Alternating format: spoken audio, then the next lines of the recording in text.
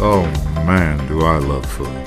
The LA Times even took notice after I ate at Hugo's nearly every day for 32 years. It was just blocks from my home in West Hollywood.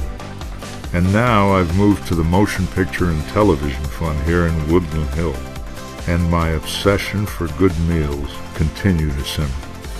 Join me as I explore our food options here on the Wasserman campus. Well, Nick, first of all, welcome to the Original Foodie. Thank you. Thank you so much for having me. I have to ask you right off the bat here, we also have a Beitcher on campus. Is that right? Yes, we do. I mean, might there be any relationship here? Perhaps. What's his name? His or her name? Well, his name is Bob Beitcher. Yes, I do know Bob Beitcher. And how do you know him? Bob's my father. Bob is your father. Well, ladies and gentlemen, I've kept this secret. Of course, I knew all along that Nick was the oldest son of our irreverent leader, Bob Beitcher. And I want to introduce Nick Beitcher to the residents on campus. And welcome to the Original Foodie. Hi, everyone. Thank you so much for having me. Doing some research on you, I find out that your ingenious piece of food is a bagel. And you call your wonderful operation Midnite Bagel. That's right. Midnite Bagel. You've got to tell us about that. Now, tell us, first of all, why a bagel? Sure. So I've spent most of my adult life, all of my adult life really, working in restaurants and bakeries, high-end restaurants and bakeries. And I spent about 8 years at a bakery in San Francisco called Tartine, which is kind of world known for its sourdough bread. And so I spent 8 years focusing specifically on sourdough bread at Tartine. And around year 5, I would say, I was struggling to figure out what I wanted to do next. And a friend actually suggested to me, why don't you take what you've learned making bread for all these years and apply it to bagels? There are no good sourdough bagels. We all love sourdough bread. Why don't you try that? And it just kind of clicked for me. I grew up eating bagels. I love bagels. But after having spent all this time making bread with sourdough and kind of experiencing like that style of bread, it kind of caught in my mind that it would be a better use of my skills to take what I've learned and apply it to something new. Mm-hmm. And so you came up with, you make a range of bagels, and it's all of the bagels are made with sourdough. Correct. And one thing I noticed as I was reading about you mentioned that one interesting thing about sourdough is that it doesn't stale quickly. Yes, exactly. So tell me, well, if I had a bagel of yours, sure. At which I can't wait, quite honestly. We'll get you one. Yeah. How long? I mean, what I've usually done with bagels, and you have to reprimand me if this has been wrong, but I would buy water bagels were my choice of bagels. A water bagel, not a cinnamon bagel, but a water bagel. And I would take them, I'd buy about a half a dozen. I would slice them, I would freeze them, and then I would take the bagel out and toast it. And that's the way I have been eating bagels most of my life. Have I done wrong by freezing? No, I don't think so. Okay. So I think that the difference would be that because they're made with sour. So there are a few things that are different about my bagels. One is they're made with sourdough, and the second one is the dough itself has a little bit more water in it. So, bagels normally, not to get too technical, but they have about 40% water to flour. So think about the bagel you've been eating. It's about 40% water to 100% flour. And my bagels are more like 60% water. So almost 1.5 times more water in the dough itself. So because there's more water in it, it takes longer for the bagel to dry out once it's been baked. So they freeze just the same as you would freeze a normal bagel. So slicing them and freezing them is perfect. But the texture itself is very different. And before you freeze them, they'll stay fresh, kind of on the counter for probably another day or two longer than a normal bagel would. Than a normal bagel. Yeah. But you make what, 4 or 6 different kinds? Yeah, I mean, yeah, and we're kind of adding them as new kinds as people request. Now we're making onion and garlic, so we're probably making about 8 different kinds right now. Mm-hmm. Pumpernickel, cinnamon raisin, plain, everything, sesame, poppy, and then we have a flavored that's a buckwheat with black sesame seeds, so a little different. That's my favorite. Yeah. Would I then refer to, with my knowledge, saying I wanted a water bagel? Would that be a plain bagel? I think so. Is that what a water bagel refers to? Just bagel, nothing on it. Yeah, nothing more in it other than it's chewy. It's been baked. Yep. Yeah. Interesting. Yeah, I haven't heard that. I love that. Yeah, those are the water bagels. The bagels here, I mean, that they buy from the vendors, their local vendors, in all due respect, need work. But they have been very gracious when we were out and about and not involved in COVID. When we had our Sunday brunch, Debbie Mancuso was very gracious to go across the street to the bagel shop and bring us back those bagels, which are certainly more righteous than the vendor bagel. But your bagel is very enticing. So you've got to be busy. You're baking. You bake every day, I imagine. Well, right, not quite every day. So I don't have my own production space yet. I'm working in a shared baking space. Gotcha. That's about 18 miles south of San Francisco.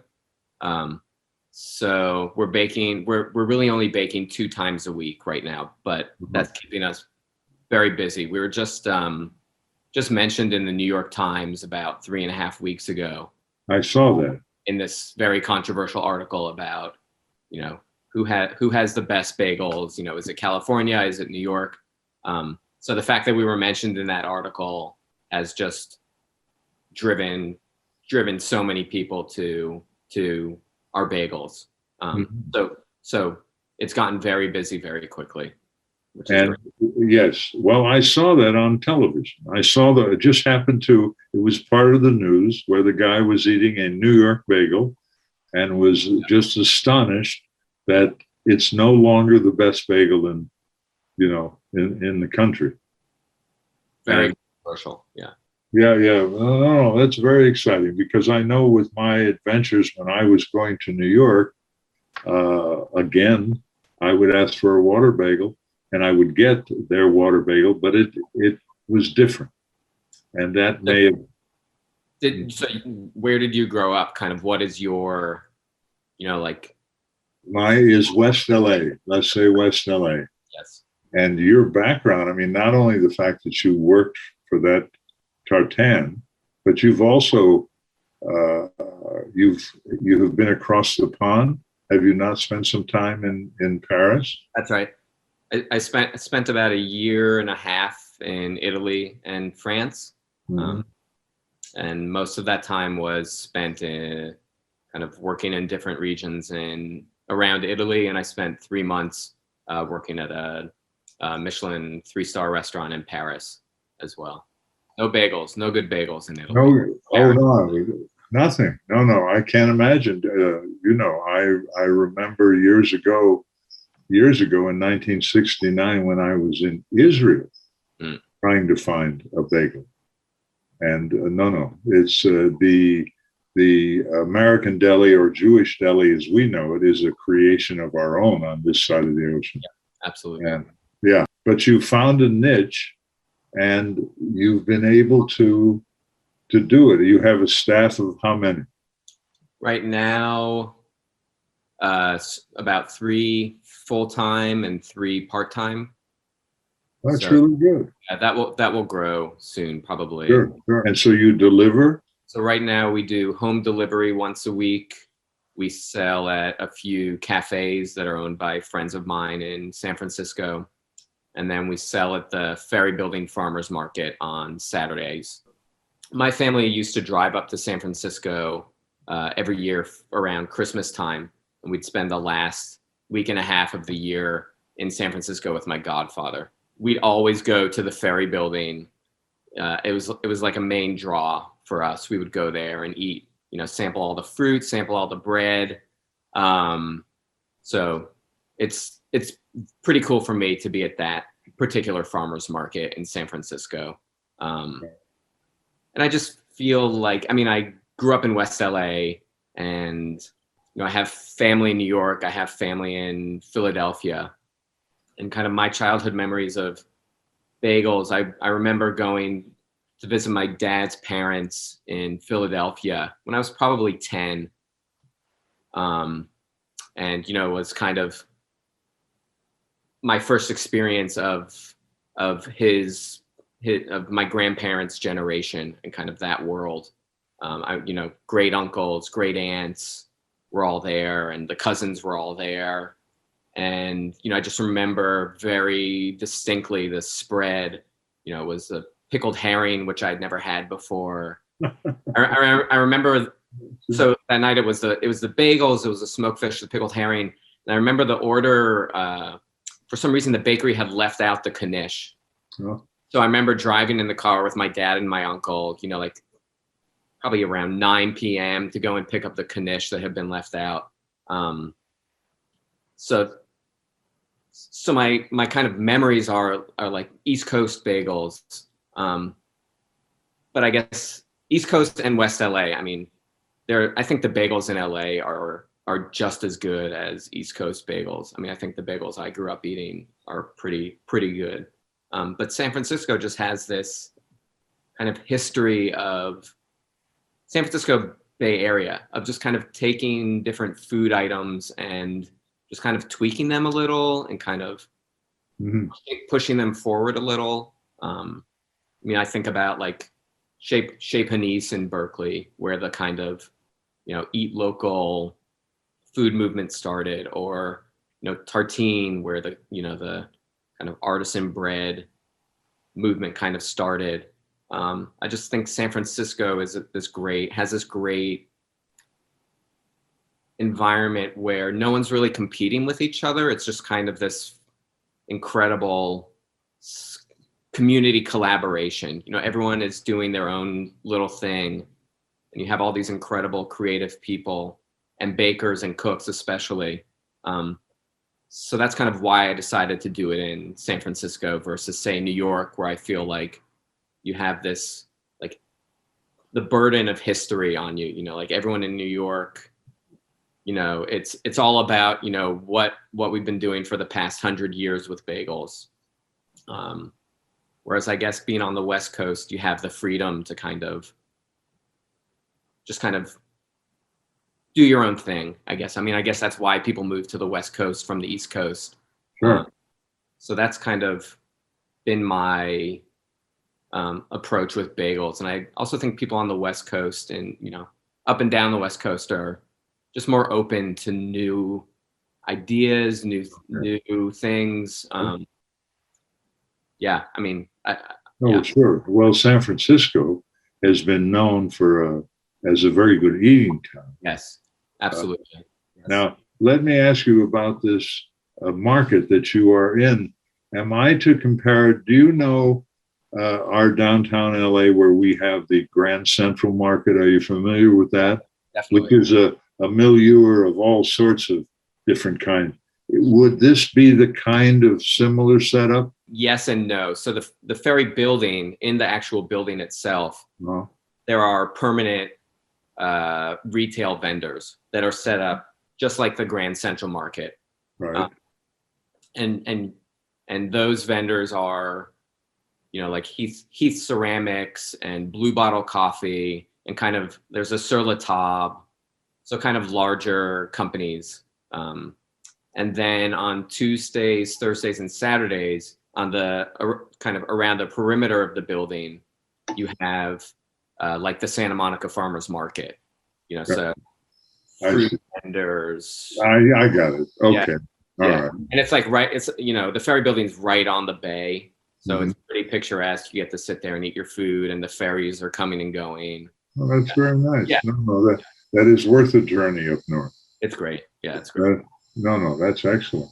So this is going to be where your initial location is going to be there for a while. Now, have you had an opportunity where, how can I say, what would be your biggest seller at this point? So most of our customers right now at the market are buying a half dozen bagels and cream cheese. So I think right now we're in the phase where a lot of people don't know the product, so they're just trying to get a sampling of the product to see if they like it or not. Right. I mean, the everything bagel. The everything bagel. Everyone wants an everything bagel. Everything bagel. Yeah, they're quite a big hit. So then you have the bagel, you have the cream cheese, you have the lox. And are we dealing with lox and Nova, or do we deal in that neighborhood? That's kind of been one of the harder things to translate from the East Coast culture. I've wanted to find something kind of more California inspired. So I'm not getting fish from the East, like cured lox or Nova from the East Coast, which is what most bagel shops do. They get it. I mean, the really old smoking houses are in Brooklyn, kind of the really famous ones. So I'm right now using smoked salmon from a company in Santa Barbara called Santa Barbara Smokehouse, and it's good. I mean, it's really good. It's not like traditional lox or belly lox or Nova, but I'm hoping eventually I'll be able to find something on the West Coast. Maybe it might be from further north, Pacific Northwest. Oh, I see what you're doing. Okay. Now, other than that, that's the only fish that you're serving with the bagel at this point? At the moment, we were serving some really delicious smoked trout from where was it coming from? From like the base of Mount Lassen, so kind of in the Sierras. Some farm trout, but it was really delicious. And there's a lot of really good smoked fish in Northern California. Smoked cod. Sure. What else have I seen? Some really good sturgeon.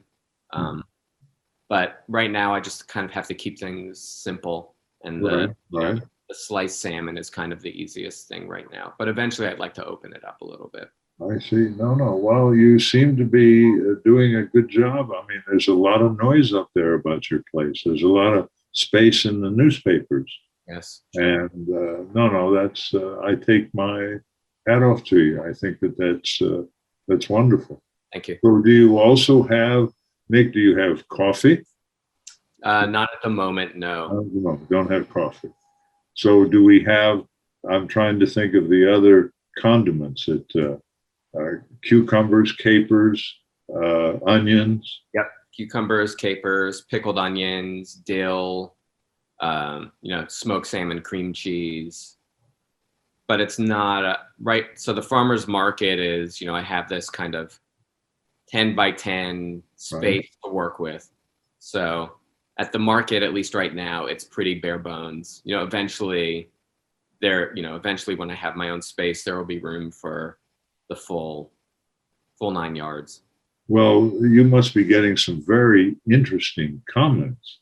I mean, the sourdough bagel is really a novel thing. I mean, who would think? God bless you, to put sourdough in a bagel. I mean, what a great idea. I mean, people love sourdough bread. Exactly right. I mean, I feel like